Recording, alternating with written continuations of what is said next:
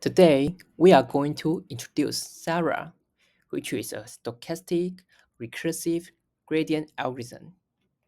I am the first presenter, Zhongbang Jun. Here is our contents. We will divide the presentation into 6 parts.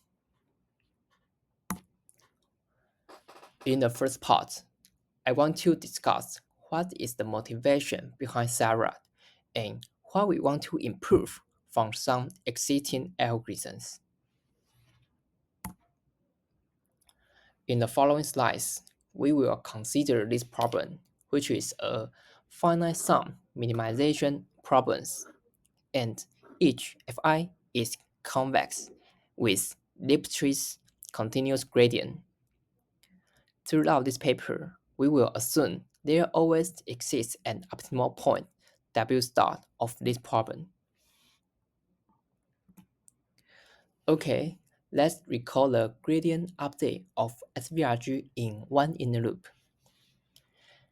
For SVRG, it estimates the next gradient as stochastic gradient at current point minus stochastic gradient at last snapshot plus the initial full gradient. And if we write this equation into an expectation value, we will observe that Vt is an unbiased estimate of the gradient, which means the expectation value of Vt is equal to the gradient of our function. It also means that we cannot guarantee the variance of gradient estimates decrease as iteration progress, and this will lead to instability within inner loop. So the next question is, can we make SVRG more stable or even derive linear convergence rate in inner loop? In SVRG, we only consider initial points and initial snapshots when we update gradient. And in Sarah, we will try recursive update. Here is Wu Rui. Let's introduce a modern algorithm, Sarah, which is similar to SVRG in our Monday afternoon class. The key step is the recursive update. At each step in inner loop, we figure out the gradient based on the last iteration and two stochastic gradient descent calculation. Compared to the inner loop of SVRG and Sarah, Sarah utilized an empirical information to update. Similar to SVRG, we have stochastic step in our inner loop. Here is the stochastic step. And pick WQ*S randomly over WT generated by inner loop. And let's move on. What is the difference between SVRG and Sarah?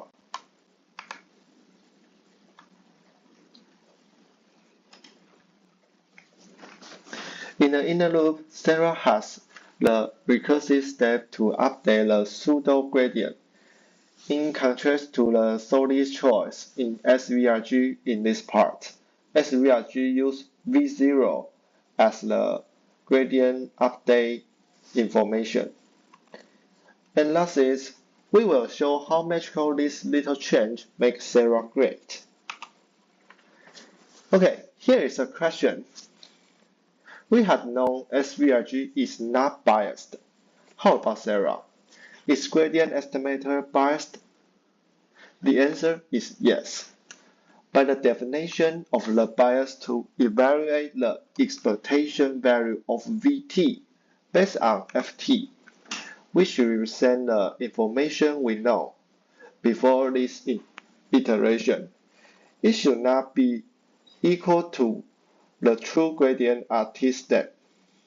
And we use the sigma algebra to show the information we know, this thing mathematically. W0, I1, I2 to the it minus 1 are the ground truth when we are the T step. And let's talk about why we got this result. The key point is the stochastic step in the inner loop. Here, after we apply the expectation operation of Vt, it is that we apply the expectation operation with whole terms. And we can divide all the terms independently. The expectation value of first term can be the true gradient of t step. Since we have the uniform randomness to choose the FIT, and similar to the second term, it is also the true gradient. Finally, Vt minus 1 is an information we have known in the past, so the expectation is itself.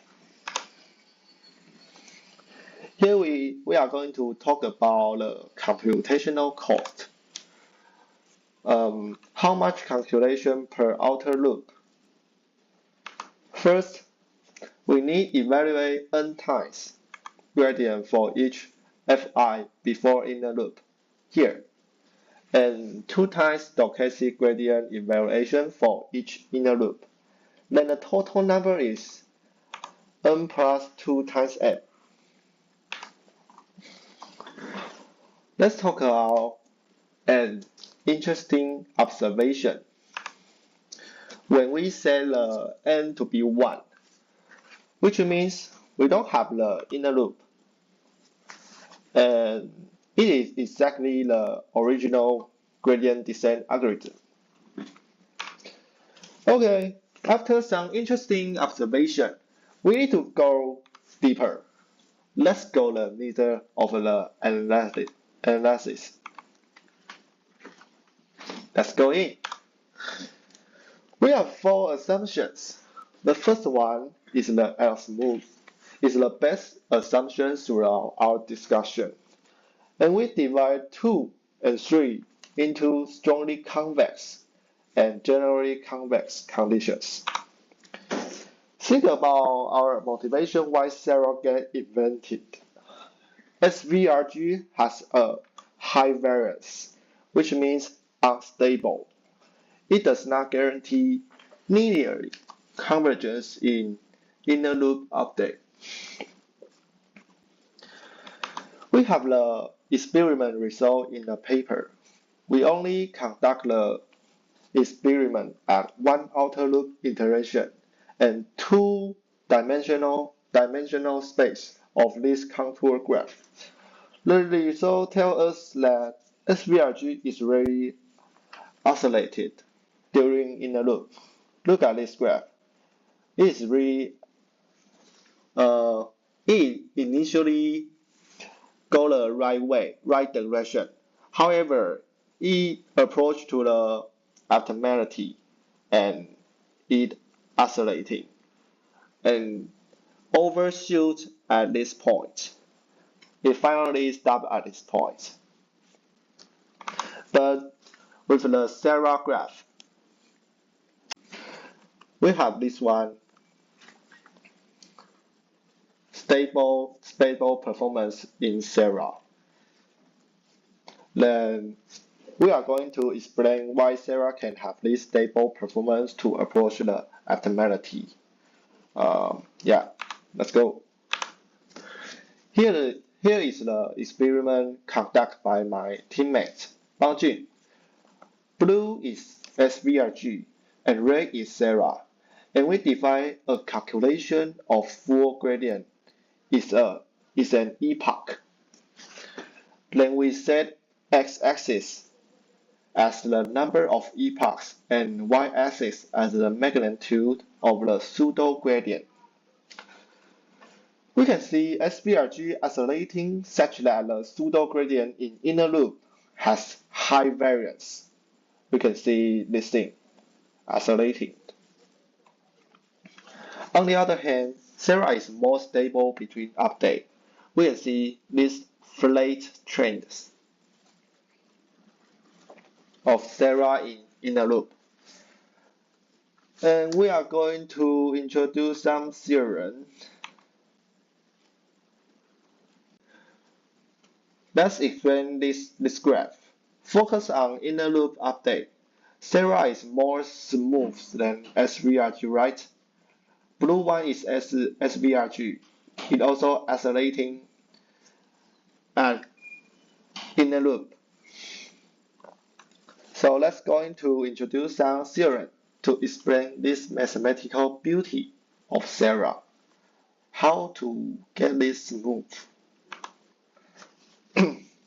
The first theorem tells us that we conquer the weakness of SVRG. We have the linear convergence rate of inner loop update with this rate.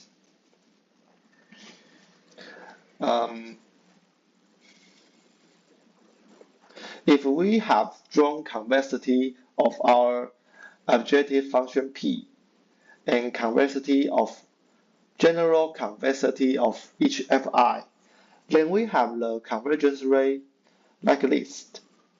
It can simply going to be 1 minus 1 over kappa squared.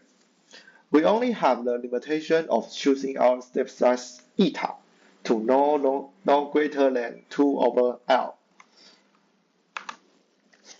Here comes a stronger theorem. When we have strong convexity of each Fi compared to this one, we only have general convexity of each Fi. Here comes, okay, and the rate is become 1 minus 1 over kappa. It is a significant improvement compared to 1 minus 1 kappa squared. Yep, we are going to dig the most interesting part in the neither of analysis. Hey guys, I found an ancient debris. We are going to kill the end dragon right now. Okay, we have to solve the optimization challenge first, but let me take out this ancient debris right now. Before we show the general convergence result, let's talk about 3 useful lemmas. The first lemma gives us an upper bound of the cumulative true gradient, which is the sum of expected value of the true gradient squared at t step. The second lemma shows that the cumulative error between true, is like this, between true and a pseudo gradient can be measured by these two terms. This term is talk about the cumulative error between the inner loop update, and this is the true gradient for each t step. And the interesting thing is that they can cancel out each other. And lemma 3 give a bound of the error of true and pseudo gradient. Let's talk about lemma 1. From the aspect of the convergence, we want the gradient possibly small. This term, we need to possibly small. Since by the first order necessary condition, we know that the gradient can be used as a measurement of distance from optimality.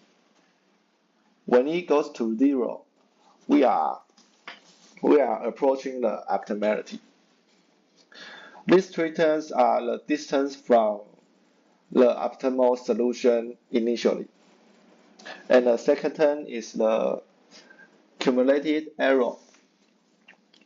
And the last term is the magnitude of pseudo gradient with some factors.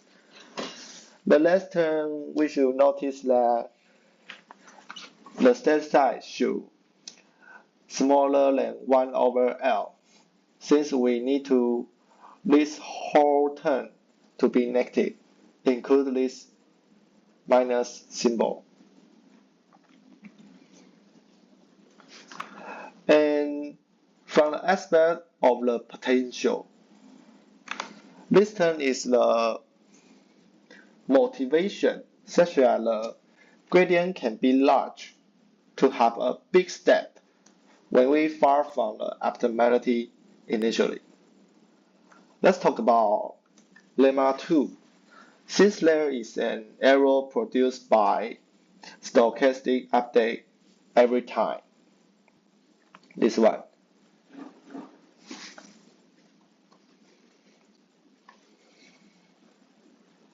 The second term plays a role as an to correct this error.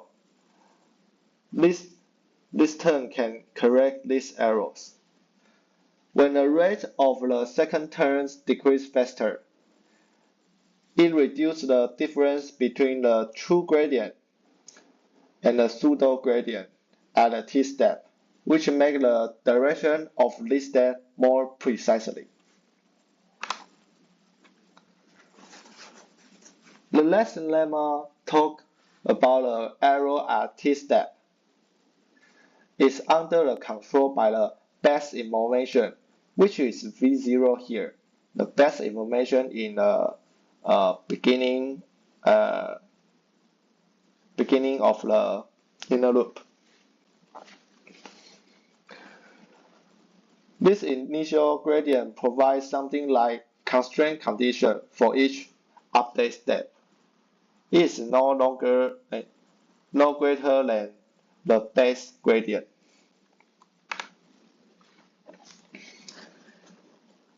We need a unified measurement standard to illustrate how good we want after T evaluations. Here we introduce epsilon accurate as our measurement to clearly analyze the convergence rate. And Sarah is a stochastic gradient algorithm. The expected value is a better description when we have some randomness. Firstly, we are going to discuss when we have only general convexity. It means that we have only L smooth and convexity as our assumption. Well, iron set is an essential path to the final goal, and the iron set is our general convexity here. Let's talk about theorem 2. This theorem tells us that we only have a sublinear convergence rate. Here we can see 1 over n scale dominates whole term.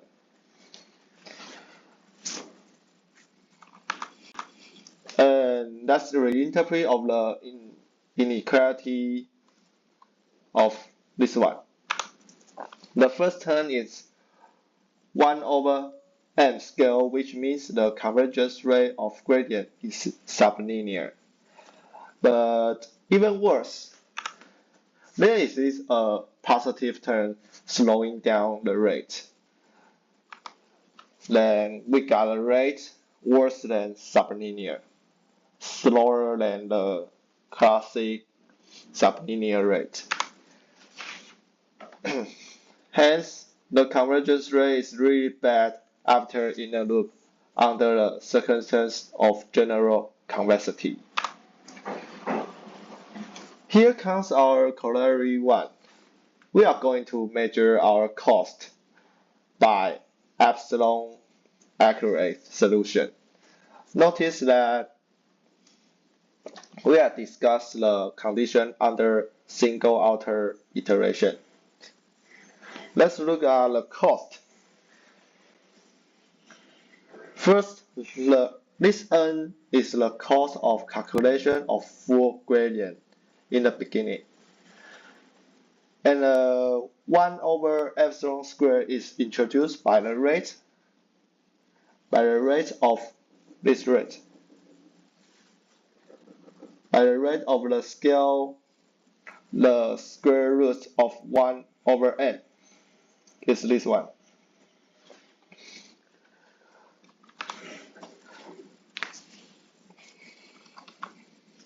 And we got some observation that when epsilon is going to be 0, our cost will blow up to the infinity. So maybe we don't need to force ourselves to perfect. Move on to the multiple outer loop iteration discussion.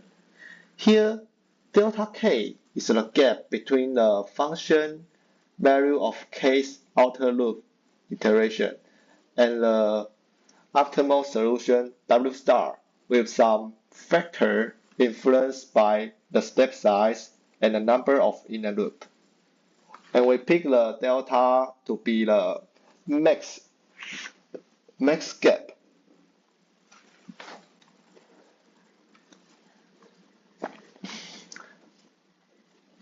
This theorem tells us two things.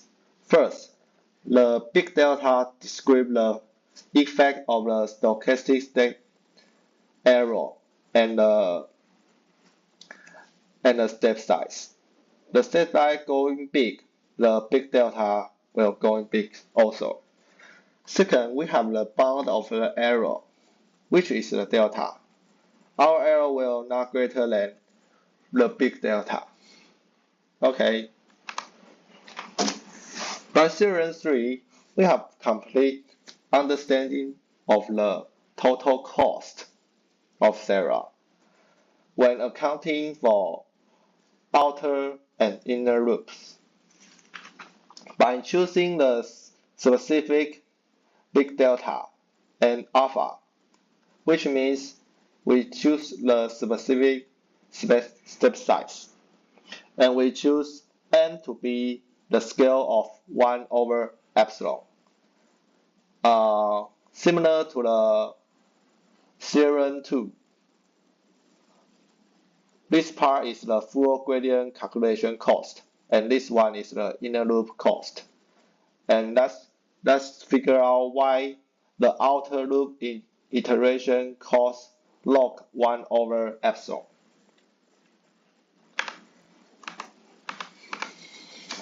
Look at the linear outer loop update. We have the S like this. When we are going to approach the epsilon accurate solution, then the number of outer loop iteration S is the scale of log 1 over epsilon.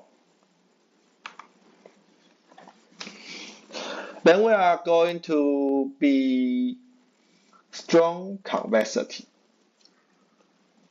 Will it accelerate the convergence rate? Let me say, ready and polish your weapon. Theorem 2 gives us a sublinear convergence rate and even worse, even slower by this term. And strong convexity gives us this inequality. And let's talk about how to use it. Now, we can replace this part in theorem 2 as 1 over 2 mu times gradient evaluated at W quota s minus 1 squared. After merging this part and this part, we have a relation between W quota s minus 1 and W quota s.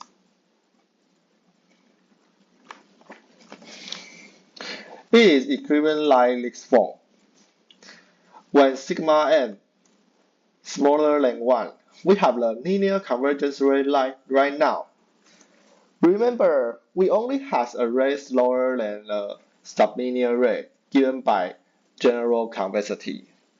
And this is exactly a demonstration of strong convexity power. Here is the strong convex, our powerful weapon. and this is General Convex. He said, I can do it. The theorem 3 is just the summary of what we had talked about. Yep, we have the linear convergence rate right now. Look at the limitation of step size. In order to have the linear convergence rate, we need to make the rate smaller than 1, right? And SVRG need a step size smaller than 1 over 4 times L. L is the L smooth. And Sarah only needs the step size smaller than 1 over L. And that's it. SVRG is too tight. And our Sarah get a point again. The last but not the least, Sarah has a better rate overall each step. The first term, we can show that this one is less than this one, since 1 minus 2 times L eta is smaller than 1 by choosing a reasonable step size. And we look at the second term, since 2 is greater than 0.5, clearly this is smaller than this term. Hence, Sarah is totally a level up of SVRG. Next question. The number of inner loop iterations should be as small as possible.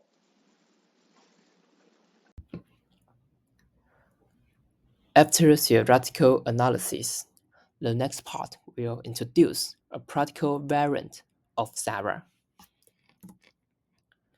Let's take another look at this figure. We cannot get linear convergence rate in inner loop for SVRG, and it also implies that SVRG is very sensitive to the choice of the size of the inner loop, which is M. Actually, not only SVRG but also Sarah is sensitive to M. And the experiment result will be shown in the next part. In the previous slides, we only mentioned what is the upper bound of learning rate of Sarah to achieve linear convergence rate, but we didn't talk about how to select M. Therefore, the main motivation behind variant of Sarah is, can we design an algorithm that allows us to choose M adaptively? Let's take a good look at Sarah Plus algorithm. There are two main differences between Sarah and Sarah Plus. First, when the previous gradient estimator is larger than the initial full gradient times a constant gamma, it will continue to estimate the gradient and calculate the next W. We also can say this is an opportunity to terminate the inner loop earlier. This modification provides an automatic and adaptive choice of M. So this gamma is another hyperparameter to tune, and it is the core of Zara. The other modification is we just use the less W to be the starting point for the next outer loop iteration instead of randomly selection. And this slide shows the numerical performance with different gamma. Before looking at experiment results, there are two things I want to mention.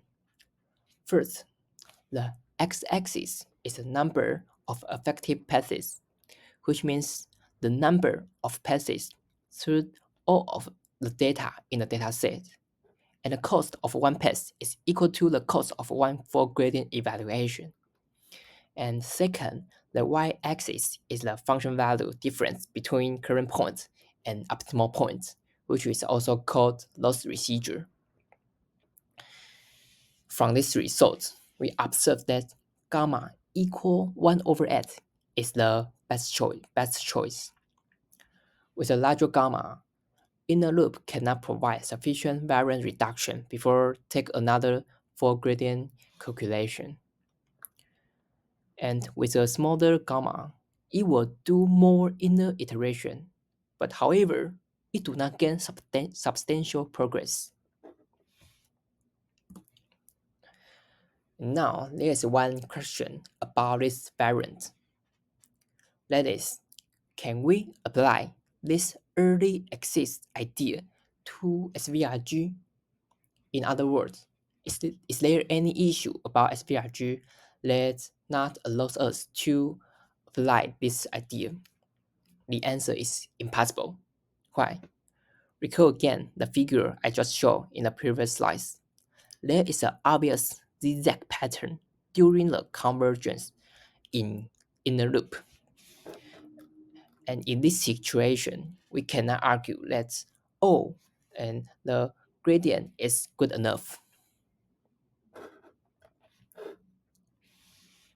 In this part, we will show some numerical experiment result about Sarah and other optimization methods. Before talking the experiment results, I would like to mention our problem consideration. In the following slides, we will consider the first order method for L2 regularized logistic regression problem with this function. It's a state-of-the-art method, and it's easy to support the theoretical analysis and insight. And again, the following figure will use the number of effective passes as x-axis and loss residual as y-axis. Okay, let's look at this figure. It's easy to observe at the very beginning, the performance of Zara is close to the other method. But after some passes, we can see a significant distance between Zara and the other method. And there is an interesting fact, which is, although in the previous slides, we often say that, oh, SVRG performs poorly in one inner loop. But in this figure, we observe that when we consider multiple and sufficient passes, the performance of SVRG and Zara is actually quite similar. And also, this paper provides the best parameter for all algorithms. This table tells us one very important thing. For Zara, the difference of best parameter for different datasets is very small. It implies that Zara is easier to tune than other algorithms.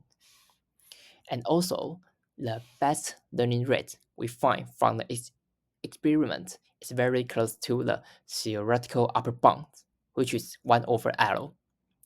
And for the other methods, the optimal rate may exceed their theoretical limit, and is also one of the advantage for Zara. And this figure shows the performance of different sides of inner loop. It's easy to see that there is a significant difference between each choice of M. And it implies that not only SVRG, but also Zara is sensitive with respect to the choice of M. And that's why we need Zara Plus, which can provide an adaptive and automatic choice of M. And okay, the next part is conclusion for Zara. Based on previous slides, I summarize 4 main contributions of Zara. First is Zara is a new variant reducing algorithm which combines the properties of some existing algorithms such as SVRG. Second is we derive linear convergence rates in one inner loop, which can explain why Zara is more stable than SVRG, and is the most significant improvement compared to SVRG. Third is the constant of convergence rate is smaller than SVRG. In addition, Sarah gave us more stable performance both theoretically and numerically. You can recall that the best learning rate is close to the theoretical upper bound. The last is this paper also proposed a variant of Sarah, which is Sarah Plus, providing a stopping criterion. It's all about our presentation. Thanks for your listening.